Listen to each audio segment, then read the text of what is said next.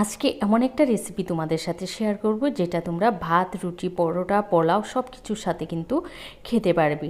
Hello বন্ধুরা, একাজ ডায়েরিতে সবাইকে স্বাগতম। যারা আমার চ্যানেলে নতুন আছো প্লিজ চ্যানেলটা সাবস্ক্রাইব করে পাশে থাকা বেল আইকনে ক্লিক করে দিও, তাহলে যখনই নতুন নতুন ভিডিও আপলোড দেবো সবার আগে পৌঁছে যাবে তোমাদের কাছে। আর ভিডিওতে একটা লাইক দিতে কিন্তু তোমরা একদমই ভুলবে না। তো এখানে না আমি মাশরুম নিয়েছি, কতটা পরিমাণ সেটা বলতে পারবো না, ওই যে প্যাকেটগুলো থাকে সেই প্যাকেটে। তো মাশরুমটাকে না আমি জল দিয়ে বেশ ভালো করে ধুয়ে তারপরে তোমার এই মাশরুমের যে মুখটা আছে একটু কেটে তারপরে বড় মাশরুমগুলোকে 4 ভাগ করেছি আর ছোটো মাশরুমগুলোকে আমি 2 ভাগ করে নিয়েছি। কারণ মাশরুম কিন্তু তোমার যখন নুন দিয়ে মেরিনেট করবে মাশরুম আকারে ছোটো হয়ে যায়, তাই বেশি ছোটো করে কিন্তু কাটবে না।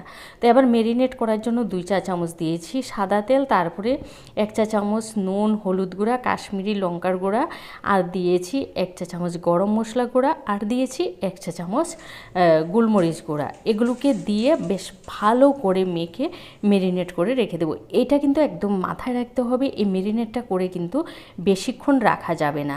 এটা যখন তোমরা রান্না করবে ঠিক ওই মুহূর্তেই মেরিনেট করবে, কারণ তোমরা যখনই মাশরুমের গায়ে নুন পড়বে মাশরুম কিন্তু আকারে ছোটো হয়ে যায়, এটা কিন্তু মাথায় রাখতে হবে। আর আমি এখানে যে বাটার মাশরুমগুলো সেটা নিয়েছি, এটা খেতেও কিন্তু দুর্দান্ত হয়। তারপরে সর্ষের তেল নিয়েছি 3 চা চামচ, দিয়েছি 1/2 চা চামচ গোটা জিরা।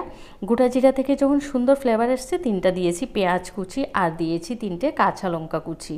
আমি না কাঁচা লঙ্কার বীজগুলোকে ফেলে দিয়েছি। তারপরে দিয়েছি 1 চা চামচ নুন, দিয়ে পেঁয়াজটাকে বেশ একটু নরম করে আমি ভেজে নেব। তো ঢেকে রেখে দেখো পেঁয়াজটাকে ভেজে নিয়েছি। পেঁয়াজটা যখন একদম একটু কালারটা চেঞ্জ হয়ে গেছে তখন 1 চা চামচ দিয়েছি আদা বাটা, আর 1 চা চামচ দিয়েছি রসুন বাটা। আদা রসুন পেস্ট দেওয়ার পর মশলাটা ততক্ষণ পর্যন্ত কষিয়ে নেব যতক্ষণ না পর্যন্ত আদা রসুনের একটা কাঁচা গন্ধ চলে যায়। তো এভাবে আমি ঢেকে ঢেকে কিন্তু মশলাটাকে কষিয়ে নিয়েছি। এবার আমি একটা বড় সাইজের একটা টমেটো পেস্ট করে নিয়েছি। অবশ্যই এখানে কিন্তু টমেটোর পেস্টটা দিতে হবে।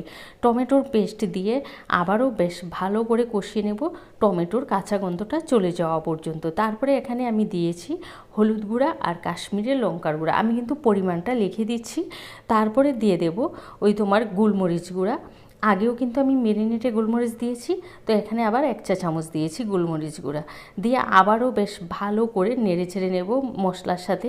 তারপরে এখানে আমি 1/2 চা চামচ দিয়েছি জিরার গুঁড়া, আর 1/2 চা চামচ দিয়েছি ধনে গুঁড়া, দিয়ে বেশ মশলাটাকে বেশ ভালো করে কষিয়ে নিয়েছি। কষিয়ে নেওয়ার পর এখানে আমি 7-8টা নিয়েছি কাজু বাদাম, আর 1 চা চামচ নিয়েছি তোমার চারমগজ, এগুলোকে পেস্ট করে নিয়েছি, দিয়ে বেশ আবারও ভালো করে কষিয়ে নেব।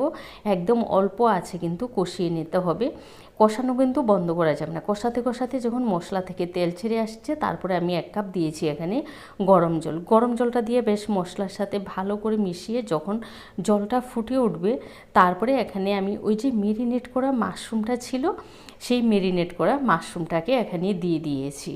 মাশরুমটা দিয়ে তারপরে বেশ ভালো করে আবারও গ্রেভিটার সাথে মিশিয়ে নেব। মিশিয়ে এবার ঢাকা দিয়ে মাঝারি আছে 5 থেকে 6 মিনিট রান্না করে নেব। মাশরুম খুব তাড়াতাড়ি রান্না হয়ে যায়, আর ওভার কুক কিন্তু করবে না, তাহলে মাশরুমটা কিন্তু খেতে ভালো লাগবে না।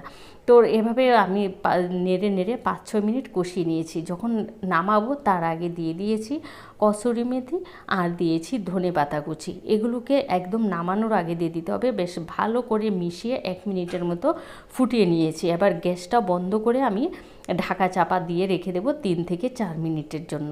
তো দেখো 3 থেকে 4 মিনিট পর ফিরে এসেছি, তোমরা দেখতেই পাচ্ছ কতটা সুন্দর হয়েছে আর কতটা লোভনীয় হয়েছে। অবশ্যই অবশ্যই তোমরা এইভাবে একবার মাসালা মাশরুমটা তৈরি করে খেয়ে দেখো, দুর্দান্ত হয়েছে রান্নাটা। আর কসুরি মেথি যখন দেবে এত সুন্দর একটা ফ্লেভার আসবে, তোমরা যখন রান্না করে খাবে তখনই বুঝতে পারবে যে কতটা সুস্বাদু আর লোভনীয় হয়।